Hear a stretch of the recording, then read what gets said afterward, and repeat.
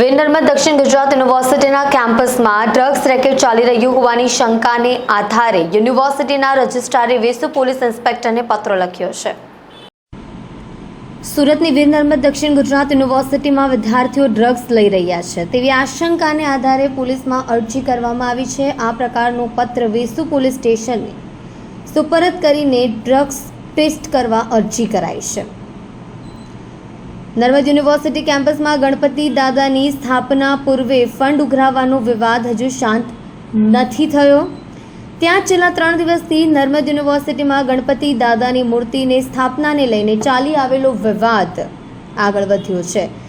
Journalism વિભાગના 2 વિદ્યાર્થીઓને સ્થાપનાના વિવાદમાં 30મી સપ્ટેમ્બર સુધી પ્રવેશ સ્થગિત કરી દેવામાં આવ્યો છે। આ સાથે જ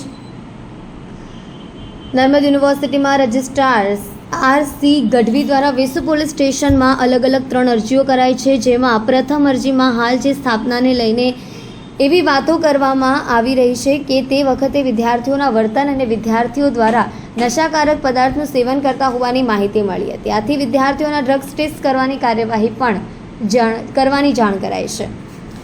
આ ઉપરાંત નર્મદ યુનિવર્સિટીના કોન્વોકેશન ભવનની સામે બીજી મૂર્તિની સ્થાપનાના ચાલેલી રકચકમાં કેટલાક વિદ્યાર્થીઓ યુનિવર્સિટીના સત્તાધીશો દ્વારા લાઈવ પ્રસારણ ન જોઈ શકે તે માટે કેમેરા વાંધા કરી દીધા હતા। ત્યાંથી દેખાતું બંધ થયું હતું, જેને કારણે કેમેરાને નુકસાન થતાં કાર્યવાહી કરવાની માંગ કરાઈ છે। હાલની અંદર ભગવાન શ્રી ગણેશજીની સ્થાપના અને વિસર્જન દરમિયાનની પ્રક્રિયા દરમિયાન કેટલાક વિદ્યાર્થીઓ જે છે એ ઉગ્ર વાણી વ્યવહાર અને વર્તન કરતા હોય છે।